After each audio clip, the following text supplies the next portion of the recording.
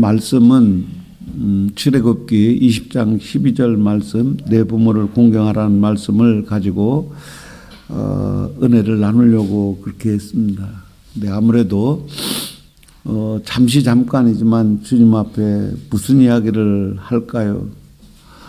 주제는 수없이 많은데 아무래도 여러분들에게 하나님 살아계신가요? 아마 여러분 삶 가운데서 직접 살아계신 하나님을 맛보지 않았기 때문에 오늘 우리가 사는 삶의 현장에서 힘없이 이렇게 살고 있지 않는가 싶어서 두서없이 그동안 선교지에서 하나님을 경험했던 이야기들을 나누고 오늘 읽은 본문 말씀을 좀 함께 살펴보도록 하겠습니다.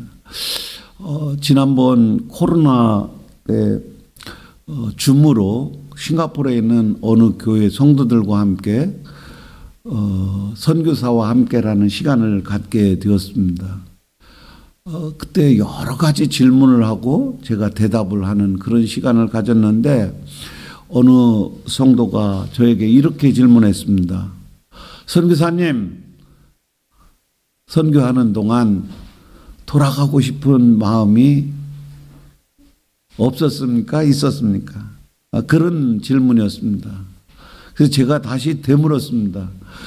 제가 돌아가고 싶은 마음을 한 번 가졌을까요? 아니면은 여러 번 가졌을까요? 아니면 수천 번 가졌을까요? 그렇게 반문을 했습니다. 그랬더니 대부분의 사람은 아마도 몇 번은 하지 않았을까 그렇게 얘기를 했습니다.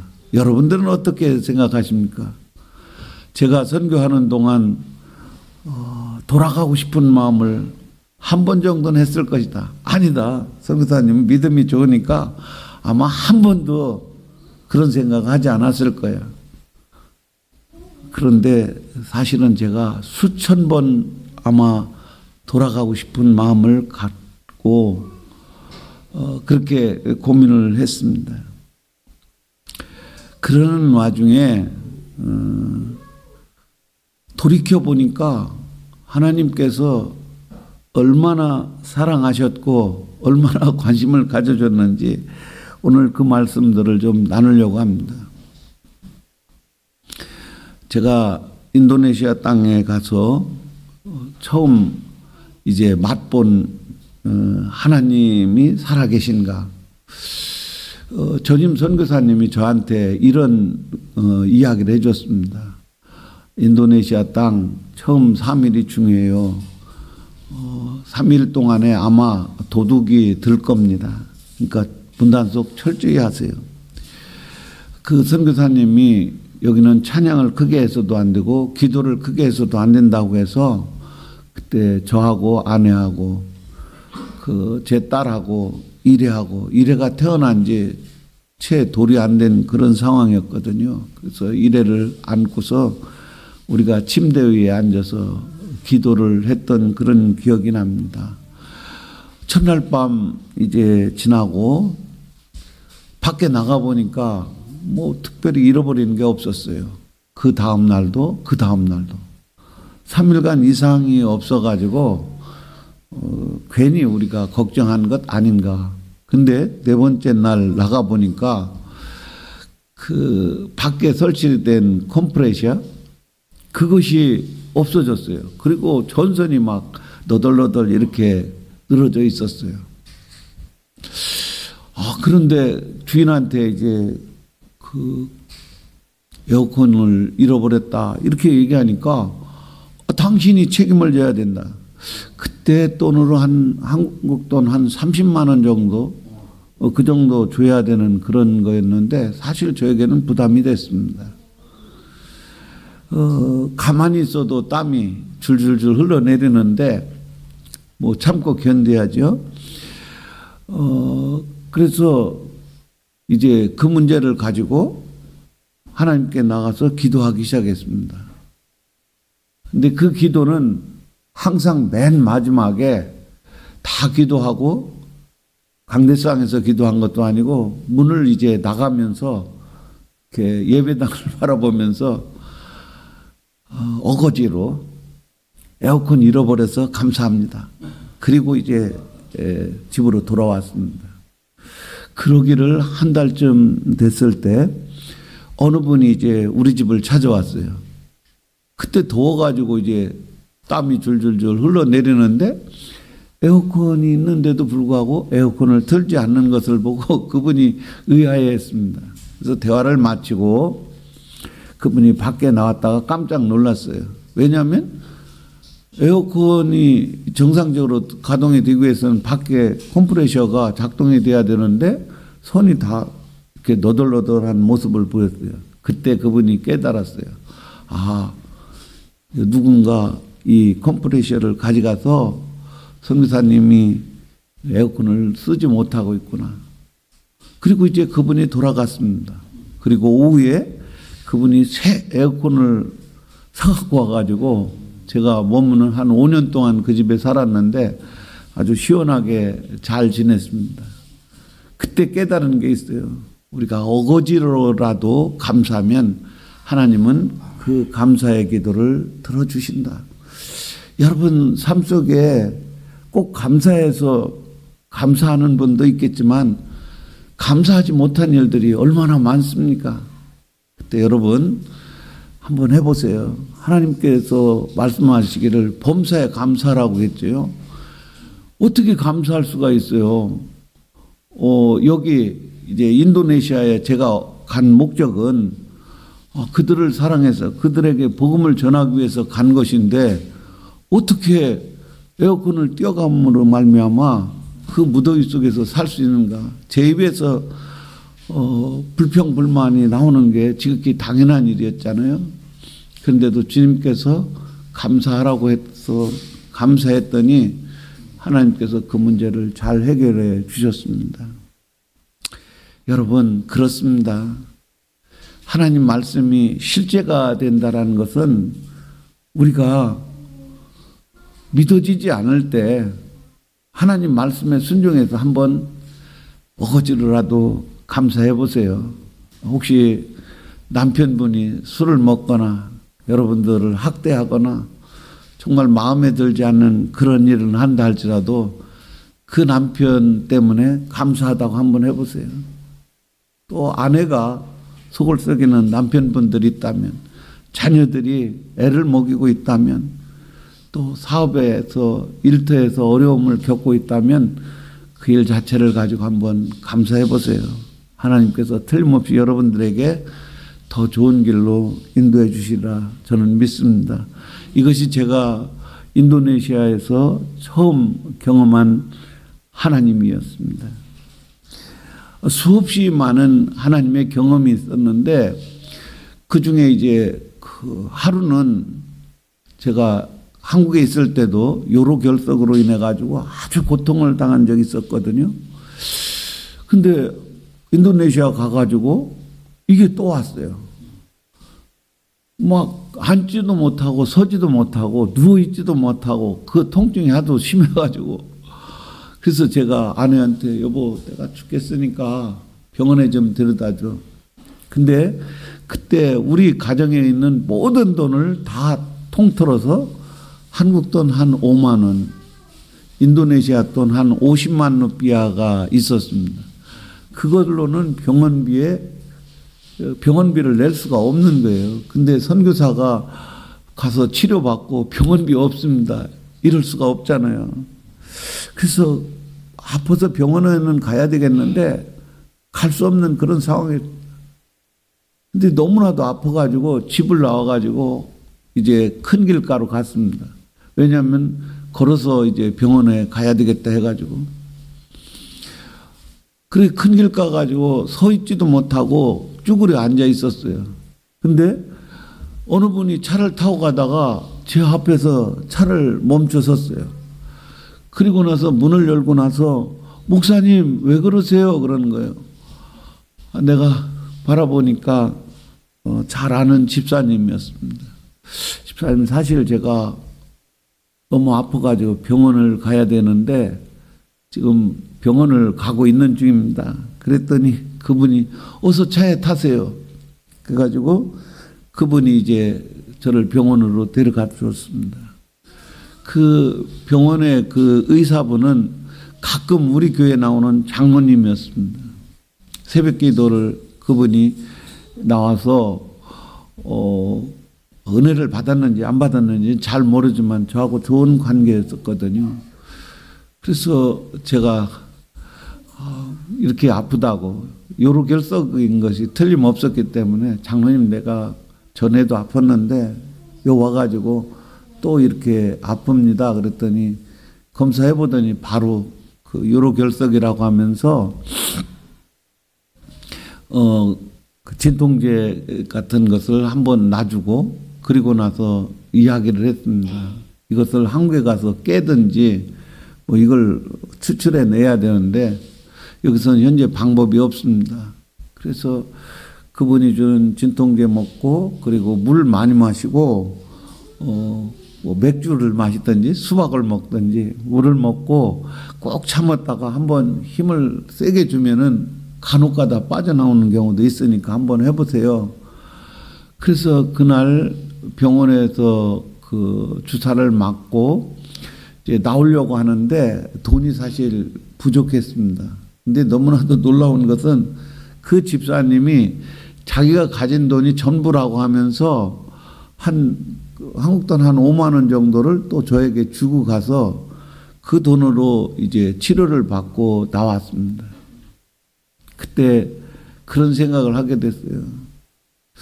곳곳에 하나님께서는 저를 위해서 치료하실 분도 예배해 놓았고 또 필요하면은 물질을 이렇게 제공해 줄 사람도 있었을 뿐만 아니라 여기까지 올 수 있도록 왜 그 시간에 그분이 그 길을 지나갔고 또 왜 그 시간에 그분이 저를 바라보고 또 저를 병원까지 이렇게 태워다 줬는가.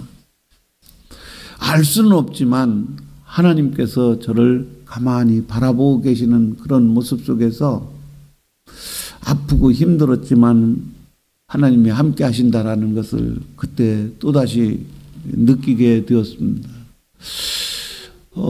그러는 가운데 우리 딸이 이제 그 현지인 학교를 다니고 있었거든요. 근데 이 녀석은 고등학교 2학년 때 그곳에 가서 적응하기가 참 어려웠습니다. 인도네시아도 배우기 어려웠고 영어도 그렇고 영어는 제법 하는 줄 알았더니 그곳에 가니까 영어로 수업을 하는데 도무지 알아들을 수가 없었습니다.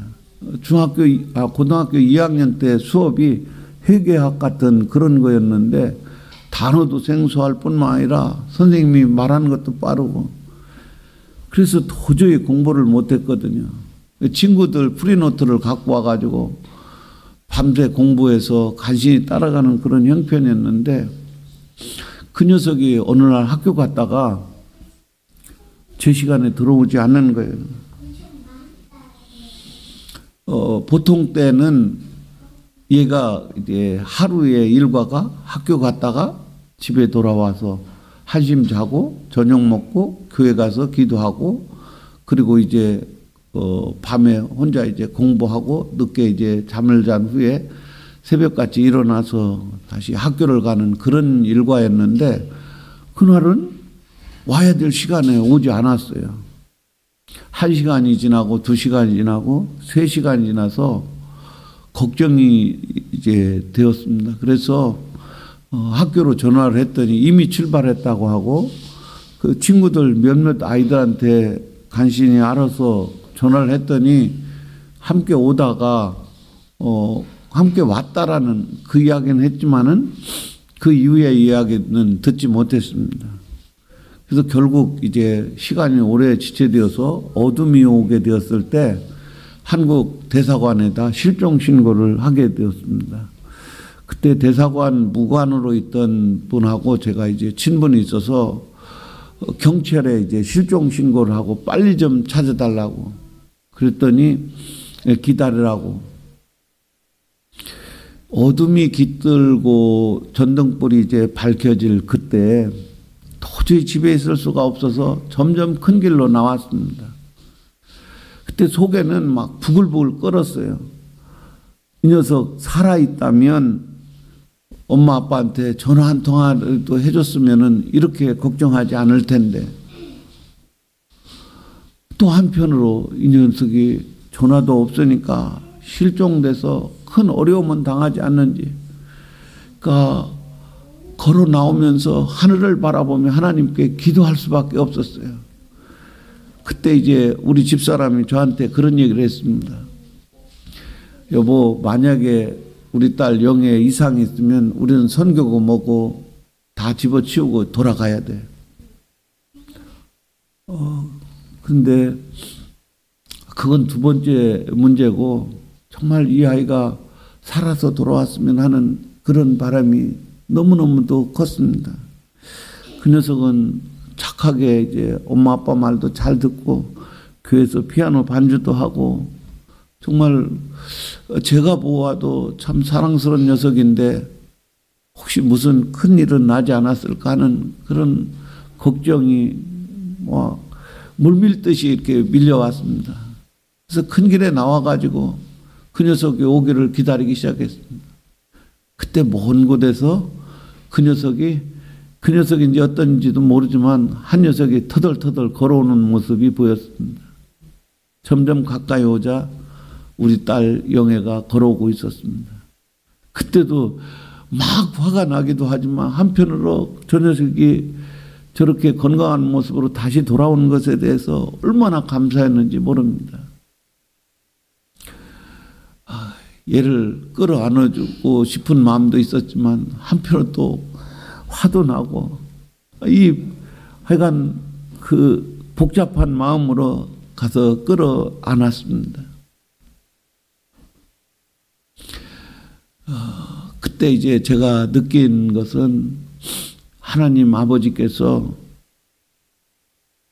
하나님을 알지 못하고 세상에서 방황하고 방탕하다, 머리부터 발끝까지 상하고 정말 돌아오기를 그렇게 애타게 기다리는 하나님의 마음이 조금 느껴졌습니다. 그리고 잃어버렸다는 것을 다시 되찾는 것이 얼마나 큰 기쁨인지 그때 맛보아 알게 되었습니다. 여러분 한번 아마 여러분들 다 중요한 것들을 잃어본 적이 있을 거예요. 건강을 잃어본 사람도 있을 테고, 또 돈을 잃어버린 사람도 있을 테고, 관계가 깨어져서 함께 살지 못하는 그런 사람도 있을 것입니다. 그때 비로소 우리는 그 잃어버렸던 것이 얼마나 소중한 것이를 다시 한번 그렇게 깨닫는 그런 경우가 있잖아요. 여러분, 하나님은 오늘도 저와 여러분이 언제든지 집으로 돌아오기를 간절히 바라고 있는 주님의 마음을 여러분들이 맛보아 알았으면 참 좋겠습니다. 제가 선교하면서 참 목사님도 오늘 그런 말씀을 하셨는데 마음이 아팠던 그런 일 중에 아마 이 일이 가장 크지 않았나 생각이 됩니다. 교회는 부흥되지 않았어요. 근데 왔다가 떠나기도 하고 이제 문제는 나에게 있지 않는가 그런 생각을 하게 되었습니다. 그래서 정말 그러니까 집에 들어오지 아니하고 40일을 그냥 교회에서 그 날밤을 새우듯이 했습니다. 왜냐하면 그렇게 하면 하나님이 나를 불쌍히 여겨서 교회가 부흥케 해주지는 않을까. 그때 이제 밤을 새워가면서 기도가 그게 나옵니까? 때로는 혼자 밖에서 그 마당을 거닐고 있었습니다. 그때 달빛만이 비치는 그런 고요한 밤에 주님께 혼자 중얼거리기도 했습니다. 그래도 교회는 여전히 그냥 그 모습 그대로였는데 어떻게 한 40-50명 이렇게 모였다가 한 번은 다른 교회에서 또 한 40-50명이 와서 100여 명이 되는 그런 이상한 형태의 교회 부흥 아닌 그 모임이 있었습니다. 처음에 있었던 교인들은 교회를 한 번도 가보지 않은 그런 정말 교회가 어떤 곳인지도 잘 모르는 그런 사람들이었습니다. 제가 간 목적이 바로 그들에게 복음을 전해서 예수님을 믿게 하는 일이었기 때문에 그들이 편하고 좋았습니다. 그들은 제가 설교하는 것이 우리 목사님 설교가 최고인 것처럼 한 번도 설교에 대해서 불평, 불만, 비평을 한 적이 없습니다. 그들은 다들 배고파서 그런지 집사람이 밥을 해다 주면 한 그릇 이상씩 다 먹고 아주 건강했습니다. 제가 참 감사한 것은 지금까지 25년 동안 선교지에 있으면서 한 번도 장례를 치러본 적이 없다라는 사실이 기적입니다. 아무튼 그들이 한 40여 명 모일 때 재미있었습니다. 근데 이제 다른 교회에서 갑자기 아주 부유한 사람들이 모여오기 시작했습니다. 그것도 한꺼번에 한 4, 50명 정도 되는 분들이 오게 됐는데 인도네시아에서 가장 부유한 사람들입니다. 나이키 회장이라고 아마 여러분들 이름만 들어도 아시는 그런 분입니다. 그분을 비롯해서 큰 기업을 하는 사장들이 8명이 포함돼서 오자 그분들과 함께 일하는 분들 그리고 하청업체 이런 사람들이 이제 교회에 오게 되었습니다. 너무나도 놀라운 것은 교회라는 테두리 속에 두 부류가 하나 되지 못하는 그런 상황이었습니다. 마치 물과 기름과 같았습니다. 잘 사는 사람과 못 사는 사람, 집 없는 사람과 집 있는 사람, 차 있는 사람과 차 없는 사람. 근데 그들이 한 1년 정도 함께 같이 신앙생활을 하다가 이게 갈라져 버렸습니다. 그 갈라질 때 전에 처음 왔던 사람들도 저를 이렇게 평가했습니다.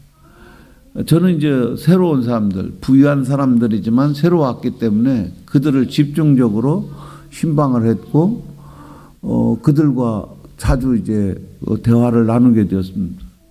예전에 있던 분들은 다들 어려웠기 때문에 제가 전화하고 만날 때마다 뭐 도시락을 싸다 주든지 뭐 밥을 갖다 주는 그런 형편이었는데 새로운 사람들 때문에 그들에게 관심이 좀 덜했습니다. 그들은 저를 뭐라고 평가했냐면 목사님은 부유한 사람만 좋아해요. 그래서 결국 함께했던 처음에 함께했던 사람들이 한 15명 정도 빠져나갔어요. 그러니까 처음에 한 40명 모였었는데 그들이 15명 정도 따가 보니까 한 25명 정도 모여서 이제 또 같이 신앙생활을 하게 되었습니다. 이것은 뭐 그분들이 나갔기 때문에 그렇게 큰 아픔은 아니었습니다. 근데 또 큰 어려움이 닥쳐왔는데 한국에서 유명한 우리 침례교 목사님입니다. 은퇴를 하고 그곳에 이제 오게 됐어요. 그분이 오게 된 것은 제가 한 1년 정도 안식을 하고 그 안식하는 동안 그분이 와서 교회를 섬겨주기로 했습니다. 그분은 은퇴를 하고 나중에 이제 저한테 그런 얘기를 하더라고요. 한 달 정도, 2달까지는 좀 어떻게 견디겠는데 그 이유는 아침이 오는 게 너무나도 불안하고 어려웠다고 그래요. 아침 됐는데 갈 곳이 없는 거예요. 처음에는 뭐 남산 공원에도 갔다 도서관에도 갔다 여행도 하다 친구 만나서 식사도 했다. 그것도 2달도 못 가가지고 너무나도 어려움에 빠져 있었는데 우리 침례교 해선교본부에서 은퇴한 분 시니어 선교사로 해서 우리 교회에 와서 1년간 섬기게 되었습니다. 저는 뭐 기쁨으로 그분을 맞이했고 그리고 그분에게 모든 것을 맡기고 1년간 이제 아내와 함께 안식을 하기로 하고 안식년을 맞이해서 이제 나오게 됐습니다. 근데 한 달이 채 못 돼서 저한테 이런 메시지를 보내셨습니다. 이 옛사랑교회를 내가 담임 목사로 하면 안 되겠냐는 그런 내용이었습니다. 아니, 내가 나올 때 1년 후에 다시 돌아온다고 했는데 교인들하고 인사도 안 했는데 안식년 중간에 목사가 바뀐다라는 게 이게 있을 수 있는 일인가? 그래서 제가 그분한테 한 달간 만미를 주십시오. 많은 생각을 했습니다. 그분에게 교회를 맡기고 내가 다른 일을 하면 어떨까 하는 그런 생각이었습니다. 그래도 이건 아니다. 왜냐하면 교인들에게 담임 목사로서 지금까지 목회를 해오다가 갑자기 그만두고 다른 일을 한다라는 것 자체가 이게 교회로서 마땅히 해야 될 일이 아닌 것도 같아가지고 이제 기도를 했습니다. 근데 한 달도 채 되기 전에 어떤 일이 벌어졌냐면 이분이 인도네시아에 이제 어느 교회에 있다가 분리된 사람들이 이제 교회 개척아닌 떨어져 나와서 새로운 교회를 하게 됐는데 담임 목사가 없으니까 한국에서 청빙을 해도 안 오고 그러다가 이제 그분과 어떻게 연락이 돼서 맛보기 설교로 그분이 그 교회에 가서 설교를 하게 되겠다고 합니다. 일주일 후에 이제 그 답을 주기로 했는데 이분은 초조하게 기다렸던 것 같아요. 2주일 정도 됐을 때 그 교회에서 장로님이 만나자고 해서 호텔에서 만났고 그리고 결국은 그곳으로 옮겨가게 되었습니다. 저는 한국에 있는데 그 소식을 듣고 돌아갈 수밖에 없잖아요. 그래서 급히 다시 이제 돌아가게 되었습니다. 돌아가서 보니까 교인이 딱 한 명, 나머지는 다 사라져 버린 거예요. 세상에 이럴 수가 있을까? 여러분들은 아마 그런 경험을 안 해봐서 잘 모를 거예요. 그때 이제 저는 그 이전에 어떤 기도를 했냐면 하나님께서 돌아가라는 사인은 재정이 중지되면 돌아가는 사인으로 알겠다. 교인이 한 명도 없다면 돌아가는 사인으로 알겠다. 근데 한 명이 있는 거예요. 그 사람 없었으면 아마 돌아갔을 텐데 그 한 명 때문에 돌아갈 수도 없었습니다. 그때 이제 방법이 어디 있습니까? 교회 가서 기도하고 집에 와서 기도를 하고 하루하루가 사는 것이 아니었습니다. 이건 아닌데 어떻게 그동안 함께 신앙생활을 했던 사람들이 한 명 남고 다 간다? 이건 있을 수가 없는 그런 일이었는데 들려오는 이야기가 있었습니다. 근데 그분을 위해서 제가 그런 말은 하기 싫습니다. 근데 그때 이제 제가 아주 고통스러울 때 몇 가지 저에게 아주 좋은 기쁨을 줬던 것이 있습니다. 여러분들 혹시 새들이 노래하는 것 보셨는지 모르겠는데 제가 폭풍우가 막 몰아치던 그 다음날 아침에 아직 해가 뜨기 전에도 새들이 운다고 해야 되는지 찬양한다고 노래한다고 해야 되는지 모르지만 새들은 그 시간에도 여전히 노래하는 모습을 제가 보고 이 미물이라고 하는 새들도 아침이 오면은 그 밤에 그런 심한 폭풍우 속에서도 불하지 않고 여전히 저들이 하나님을 찬양하는 그 목소리를 저는 듣고 그렇다.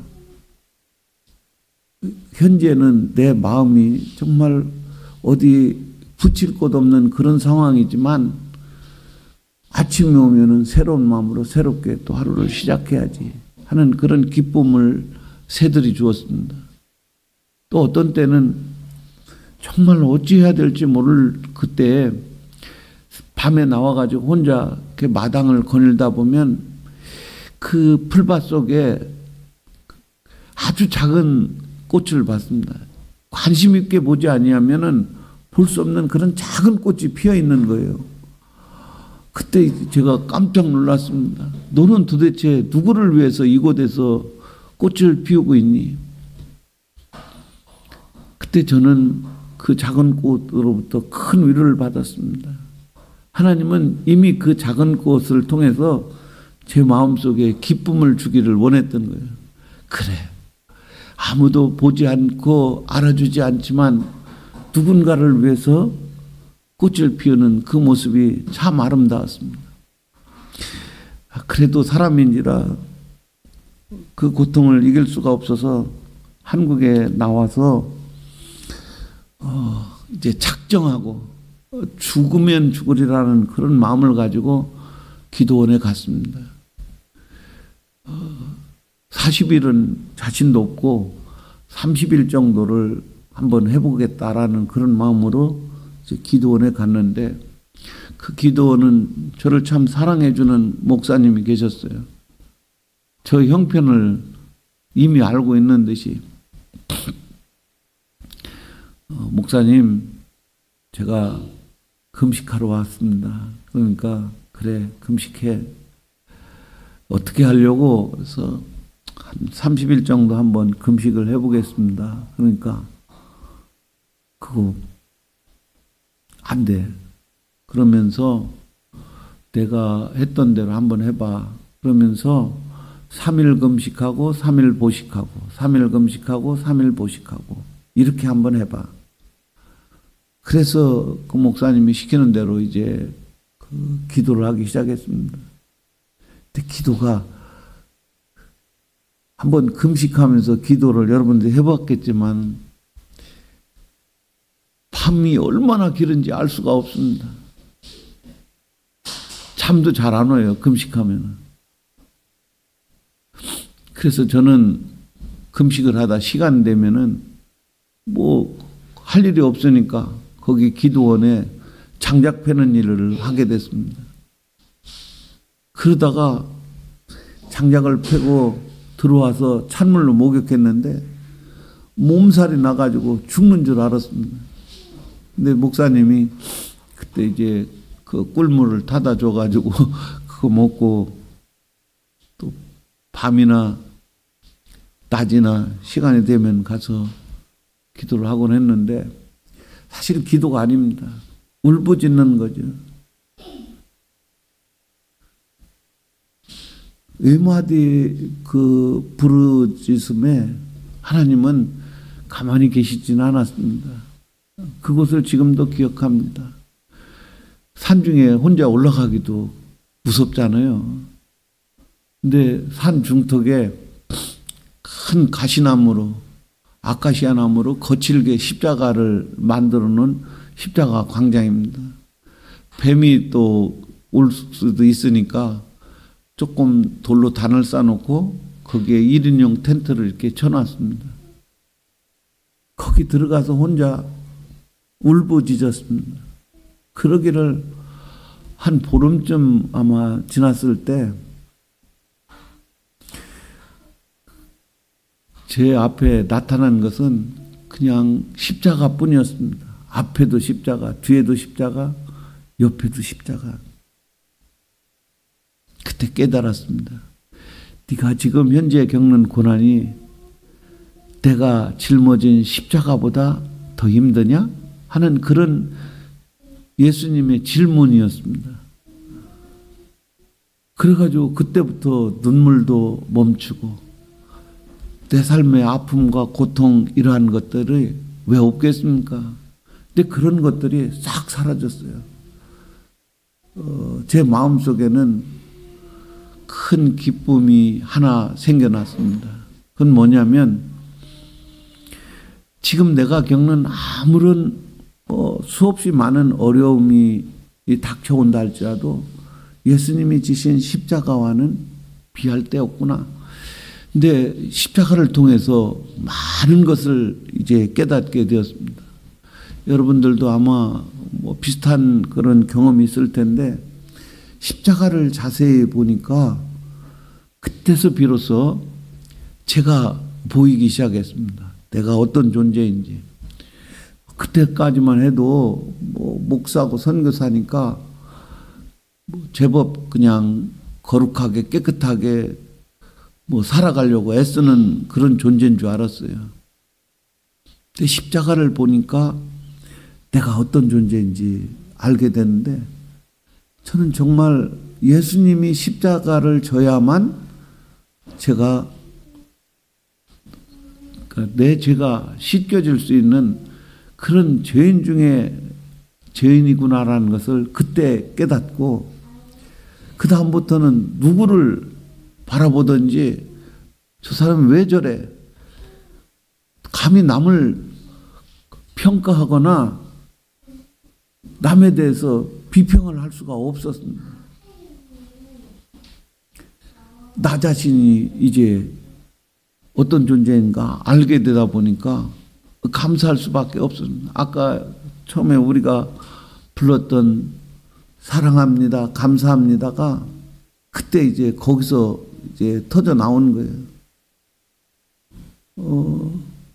그리고 나서 십자가를 다시 보니까 하나님이, 예수님이 이제 보여지기 시작하는 거예요. 그 사랑이, 그 은혜가.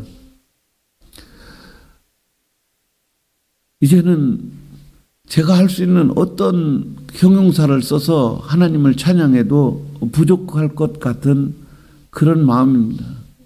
그래서 제가 제일 좋아하는 찬양이 주 예수보다 귀한 것은 없네. 아마 제가 죽으면은 불러달라고 할 유일한 곡 중에 한 곡이 주 예수보다 더 귀한 것은 없네. 그 찬양을 좀 불러달라고 싶습니다. 그 이후에 이제 조금씩 세상이 보이기 시작했어요. 세상이 도대체 어떤 것인가? 그 이후에 이루어진 것이 지옥과 천국이 이제 보여지기 시작했습니다. 그래서 복음을 전할 수밖에 없었습니다. 지옥과 천국을 알 수 없는 사람들은 지금 어디로 향하여 달려가고 있는지를 모르는 그런 삶을 살아가고 있습니다. 저는 그걸 알고 있기 때문에 그들이 걷는 발걸음을 돌이키라고 소리 지를 수밖에 없었습니다. 제가 사는 인도네시아에서 이곳에서 사는 목적은 오직 그거밖에 없습니다. 아직도 예수님을 알지 못한 채 죽음을 향하여 치달려가는 그분들에게 돌아서라고, 한 발만 더 내디디면 돌아올 수 없는 곳으로 달려가는 그분들에게 돌아서라고.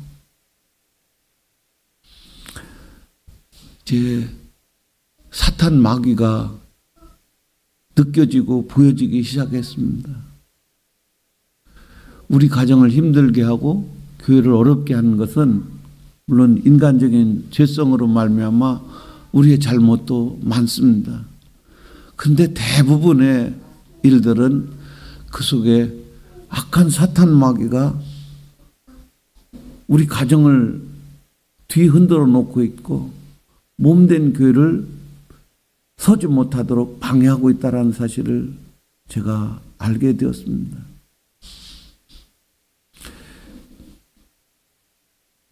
여러분들과 함께 인도네시아에서 선교지에서 경험한 하나님 얼마나 많은지 이 밤을 지새워가면서 얘기할 수 있을 정도로 수없이 많이 경험을 했습니다. 저는 여러분들 모두에게 선교사로 헌신하라고 말씀은 드리고 싶은 마음은 없습니다. 그러나 정말 여러분들이 하나님이 살아계신지 함께하고 있는지 맛보아 알기를 원한다면 한번 도전해 보십시오. 여러분 배부른 사람이 밥 달라고 기도하겠습니까? 돈 많은 사람이 돈 달라고 기도하겠습니까? 그런데 정말 배고파 보세요. 그런 사람은 돈보다도 밥을 달라고 요구할 겁니다. 저는 기도 제목이 참 많지만은 결국은 하나, 예수님께서 말씀하셨잖아요. 우리에게 좋은 것 주시마 약속하신 성령님만 내 안에 오시면 인도네시아 말로 쭈급 충분합니다. 그분만 내 안에 오시면 우리는 하나님의 자녀가 되었고 하나님 나라에 갈 수가 있습니다. 우리의 삶이 핍박과 어려움과 고통과 환난이 마치 파도처럼 밀려올지라도 이길 수 있는 것은 성령님이 우리와 함께 하기 때문입니다.